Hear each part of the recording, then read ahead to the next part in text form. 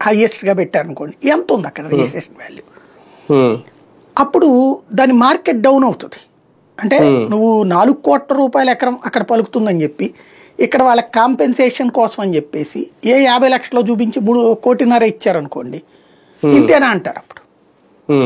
కాబట్టి వాళ్ళకి ఎక్కువ ఇవ్వాల్సి ఉంటుంది.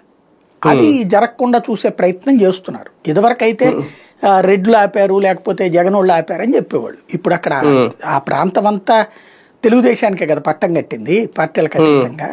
కాబట్టి ఇంకా దాంట్లో చెప్పడానికి వీలు లేకనే ఆ మాట అంటల్లా.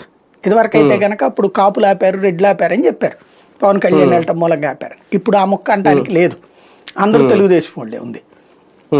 కాబట్టి ఆ కాన్సెప్ట్ లేదు. ఇక అది పక్కన పెడితే అన్నిటికంటే ముఖ్యం ఇప్పటికీ కూడా డ్రాగ్ చేస్తున్నటువంటి అంశం ఏంటంటే రాజధానికి సంబంధించిన నోటిఫికేషన్.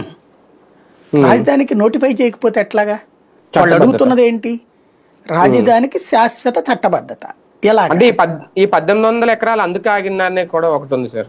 అదే అనేది చట్టబద్ధత కల్పించకపోతే ఎలాగ నమ్మకం ఉంటుంది? చట్టబద్ధత అంటే ఏంటి? దానికి ఒక యాక్ట్ తీసుకొచ్చి దాని కింద అమలు చేయటం. కేంద్ర ప్రభుత్వం ఓకే చేయాలి, కేంద్ర హోంశాఖ ఓకే చేసి ఇదిగో జ్యూరిస్డిక్షన్ ఇక్కడి నుంచి ఇక్కడ దాకా అన్నటువంటి. ఇప్పటికీ వీళ్ళు అయోమయంలో ఉండి ప్రజలను అయోమయానికి గురి చేస్తున్న అంశం ఏంటంటే 29 గ్రామాలని రాజధాని, మిగతాదంతా సిఆర్డిఏ అంటే it is a very small capital అవుతుంది, చిన్న రాజధాని అవుతుంది. 55,000 ఎకరాల రాజధాని అంటే అతి చిన్న రాజధాని అవుతుంది.